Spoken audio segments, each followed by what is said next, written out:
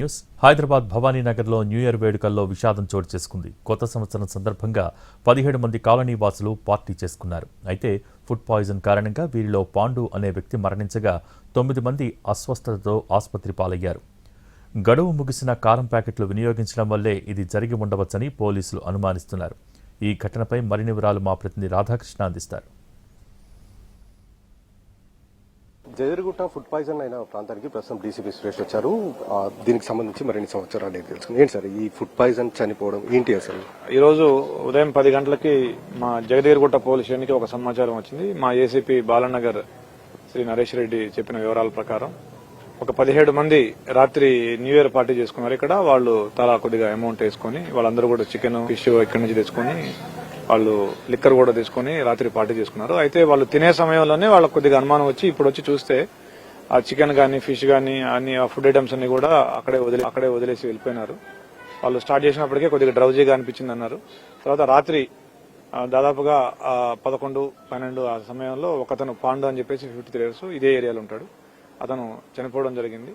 తర్వాత మిగిలిన వాళ్ళు కూడా ఇమ్మీడియట్ గా హాస్పిటల్కి వెళ్లి జాయిన్ అయ్యారు. అందులో చాలా మంది పరిస్థితి స్టేబుల్ గా ఉంది. ఒకళ్ళిద్దరు ఇప్పుడు వెంటిలేటర్ మీద ఉన్నారు, ఇద్దరు వెంటిలేటర్ మీద ఉన్నారు. మిగిలిన వాళ్ళందరి పరిస్థితి స్టేబుల్ గా ఉంది. సో ఆ ఫుడ్ శాంపుల్స్, వాళ్ళ స్టూల్స్ గానీ వాళ్ళ వొమిట్స్ గానీ అవన్నీ కూడా సీజ్ చేయిస్తున్నాము. సో బేసిక్ గా ప్రాథమికంగా ఇది ఫుడ్ పాయిజనింగ్ అనుకుంటున్నాము. ఇంకా విచారణలో మిగతా విషయాలు తెలుస్తాయి. టోటల్ గా ఒక 14 మంది ఇప్పటివరకు వచ్చినారు. ఇంకా 3 కూడా ఐడెంటిఫై కాలేదు. ఒకతను ఆఫీస్కి వెళ్ళినాడు, అతను బాగానే ఉన్నాడు.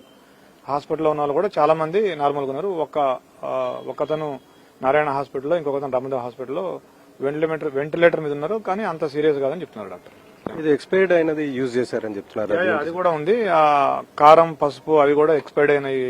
అవి 2024లోనే ఎక్స్పైర్ అయినాయి. అవి వాడినట్టుగా తెలుస్తుంది. ఆ చికెన్ కూడా చేదుగా అనిపించింది అంటున్నారు. అంటే వండిన తర్వాత మేబీ ఎక్స్పైర్ అయిన వస్తువులు వాడడమేమో అయి ఉండొచ్చేమో అనుకుంటున్నాను. ఇది ప్రస్తుతం డీసీపీ సురేష్ చెప్తూ ఉన్నారు. ఎదురుగా ఇప్పుడు మనం చూస్తున్న ఇదే దాంట్లో వాళ్ళు భవానీనగర్ వెల్ఫేర్ అసోసియేషన్ కార్యాలయం ఇది.